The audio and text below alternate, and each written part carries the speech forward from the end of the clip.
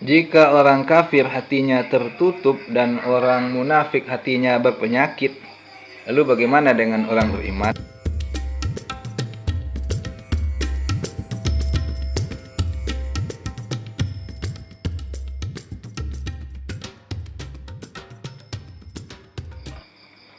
Assalamualaikum warahmatullahi wabarakatuh. Waalaikumsalam warahmatullahi wabarakatuh. Alhamdulillahirabbil alamin. Wassalatu wassalamu ala asrafil anbiya'i wal mursalin wa ala alihi wa sahbihi wa man tabi'ahu bi ihsanin ila yaumiddin. Asyhadu an la ilaha illallah wahdahu la syarikalah, asyhadu anna Muhammadan abduhu wa rasuluhu la nabiyya wa la rasula ba'dah. Allahumma salli wa sallim wa barik ala Muhammadin wa ala alihi wa sahbihi ajma'in. Kita bersyukur kepada Allah, alhamdulillah kita bisa bersilaturahmi atau bersilaturahim meskipun dalam keadaan terbatas seperti ini.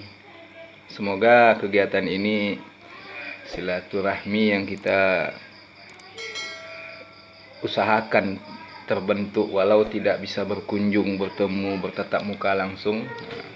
Kegiatan ini kita harapkan semoga bernilai ibadah insyaallah, amin.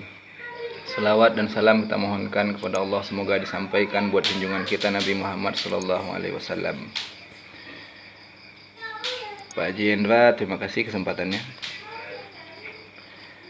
Yang sama-sama kita hormati, kita muliakan, kita banggakan kawan-kawan alumni MAN MAKN Kota Baru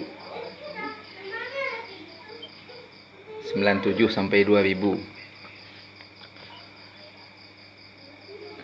Ini saya sebenarnya kurang tepat juga disebut sebagai penceramah nih, Datuk. Jadi mohon maaf para guru, para syekh yang hadir dalam, saya tidak dalam rangka berceramah ya. Mungkin kalau Pak Haji Hendra sebagai moderator, saya mungkin cocoknya sebagai komentator. Ya, saya akan berkomentar terkait kegiatan kita malam hari ini. Tema kita adalah sucikan hati, perkuat silaturahmi di masa pandemi, begitu kalau tidak salah. Ini agaknya panitia yang menyusun tema ini kebagian awards-nya di Juz 30. Kebetulan sedang ketemu Juz 30 surat pendek-pendek bersajak, ya, berirama. Watin, wazaitun, waturi sinin, katanya. Wahazal baladil amin. Tabbat yada abi lahabi wa tab. Ma aghna anhu maluhu wa ma kasab. Jadi panitia yang nyusun tema ini sedang kebagian awards-nya di Juz 30, begitu kira-kira ya. Ini sebagai bentuk bahwa awards kita ini berhasil. Kita apresiasi program bidangnya Datuk ini. Kemudian saya komentari satu-satu terkait tema ini. Pertama, sucikan hati. Seolah-olah ini hatinya tidak suci, bukan begitu maksudnya ya. Tetapi kita dalam pengertian ini diajak, diseru bersama-sama agar hati kita tetap suci. Kalau kita lihat istilah hati itu di dalam hadis misalnya disebut dengan, ada kita temukan hadis, inna fil jasadi mudghah idza salahat salahal jasadu kullu wa idza fasadat fasadal jasadu kullu. Sesungguhnya pada setiap jasad kita ada yang disebut dengan mudghah. Jika baik mudghah itu sepotong daging, begitu terjemahannya. Jika baik sepotong daging itu, maka baiklah keseluruhan yang ada di jasad itu. Sebaliknya, jika dia rusak, maka rusaklah seluruh jasad itu. Ala wahyal qalbu.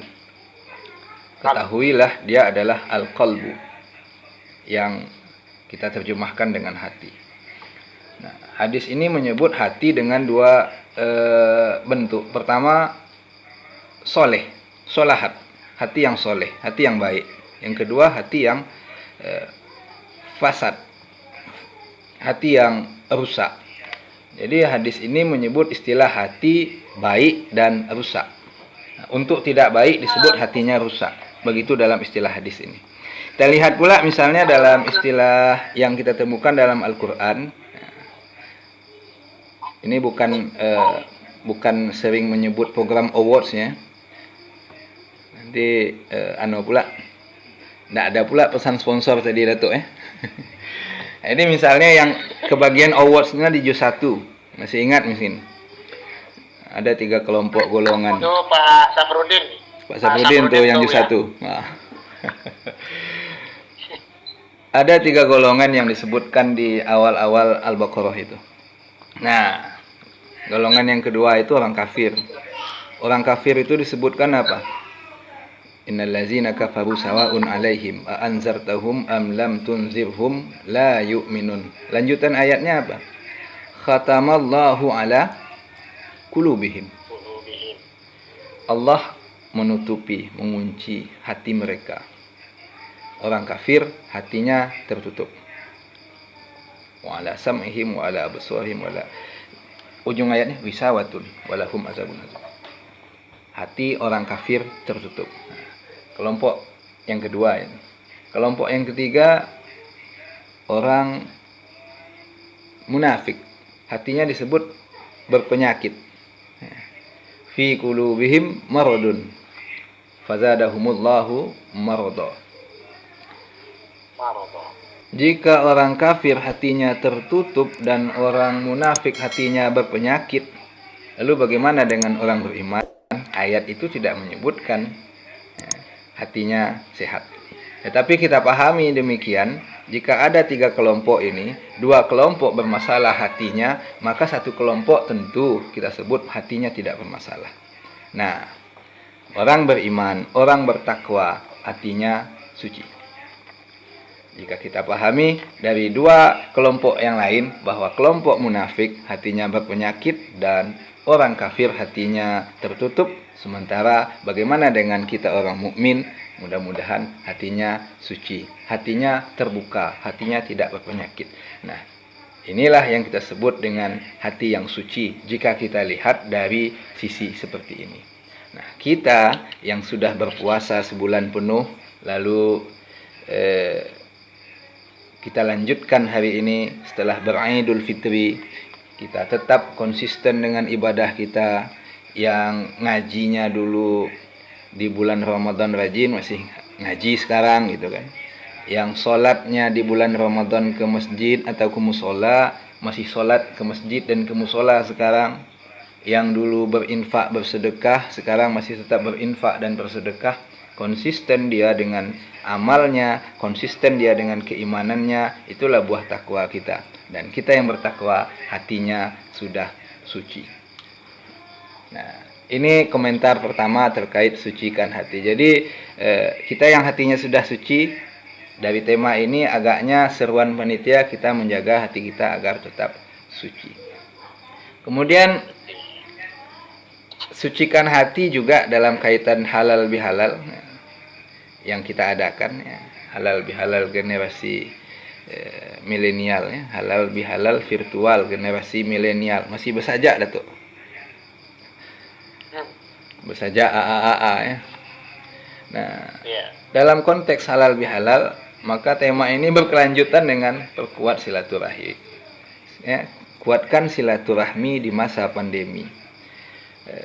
Ketika disandingkan sucikan hati dengan kuatkan silaturahmi, maka agaknya yang kita maksud terlebih dalam acara halal bihalal, mensucikan hati tidak hanya dalam menjaga konsistensi iman kita kepada Allah, menjaga semangatnya dalam beribadah saja, menjaga spirit beramal soleh saja, tetapi juga bagaimana kita menjaga hubungan dengan sesama kita. Nah, inilah forum, inilah acara yang dibuat oleh panitia untuk halal bihalal pada malam hari ini, agar ada jembatan hati antara kita.